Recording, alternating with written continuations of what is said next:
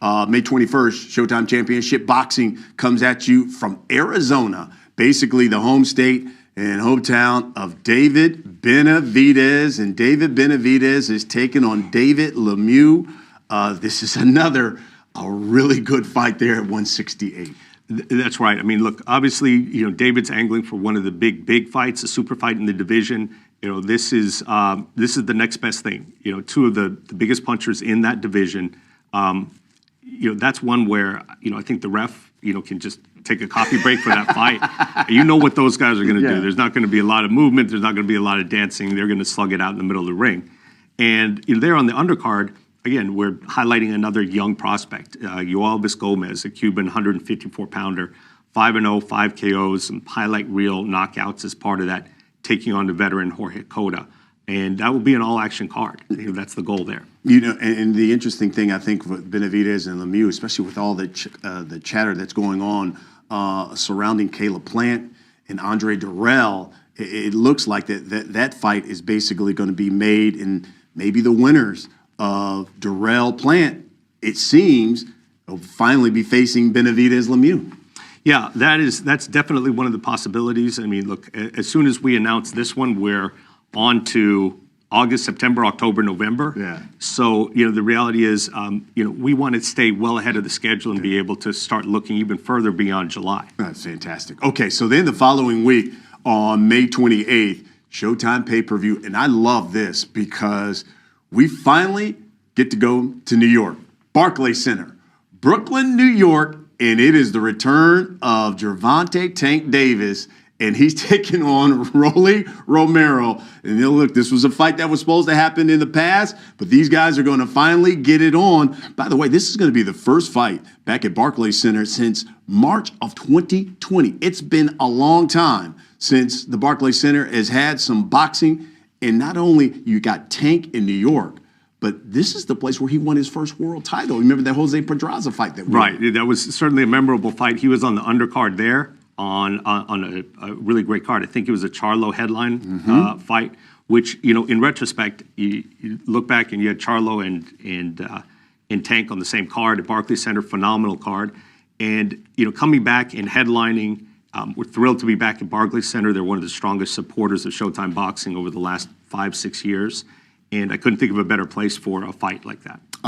So then the following week, we get to June. It's Showtime Championship Boxing coming right back at you and right back to Minneapolis, the Armory. And we get Stephen Fulton Jr., the unified champion, and he's taking on Danny Roman. Danny Roman has been begging for a big-time fight. He's the former unified champ. He's done nothing but win since he suffered that one loss.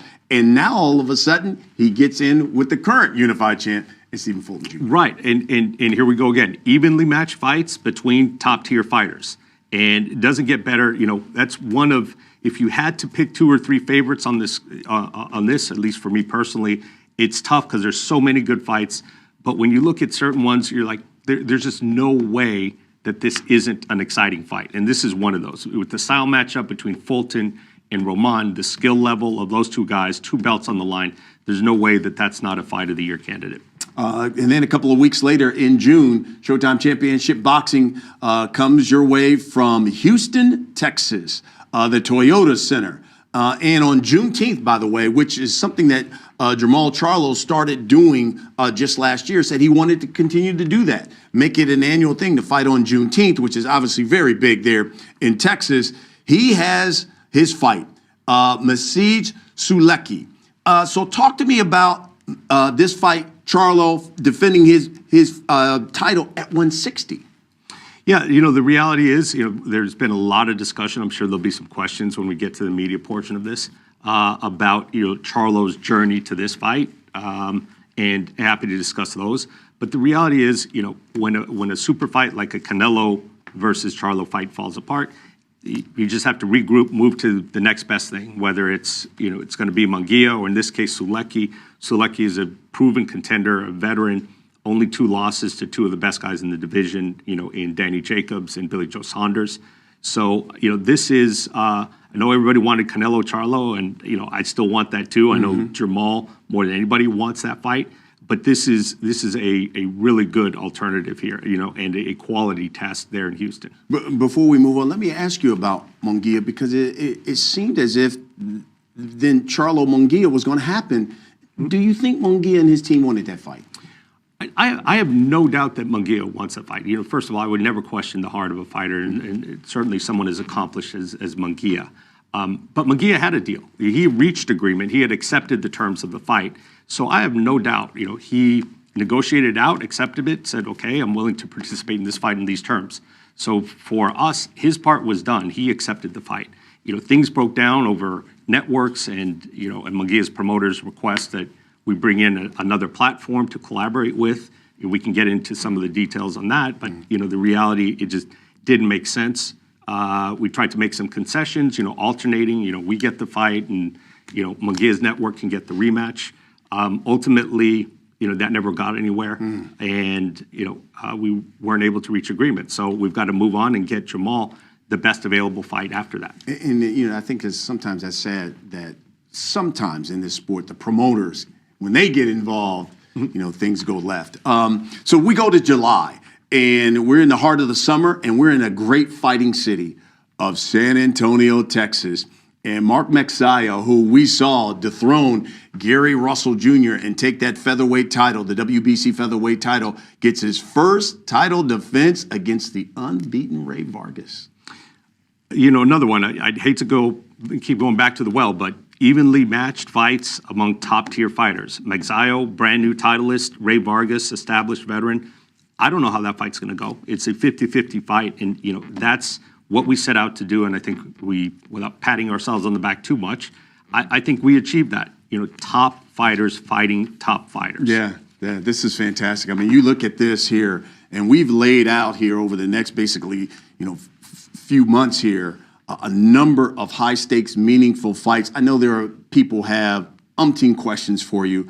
So let's get to it. All you've got to do, folks, if you take a look at our schedule, is hit the raise your hand icon there on the Zoom, and Chris de Blasio, who's our Senior Vice President of Sports Communications here at ShowTime, he will acknowledge you, and then you can ask your question to Stephen. So with that, as we take a look at the fight schedule, Chris, I know there are members of the press who have some questions for Stephen. Let's get right to them.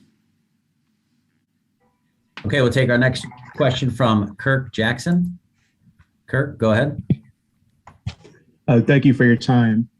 You guys showed the return of Errol Spence to Showtime. Is there any potential for another longtime staple with Deontay Wilder returning to Showtime? Certainly hope so. I know Deontay was disappointed in that last, the outcome of the last fight. I think he's got nothing to be disappointed about at all. He fought a tremendous fight. I mean, one of the most exciting fights of the year, and a lot of heart displayed by both fighters. So I'm looking forward to having him back. Whenever he's ready to come back, I think he's still got a lot of mileage. I think there are still some mega fights out there for him. So, for my money, Deontay can't come back soon enough. He's fought 12 or 13 times on the network. We'd love to have him back. So, whenever he's ready, I'd love to engage in that conversation.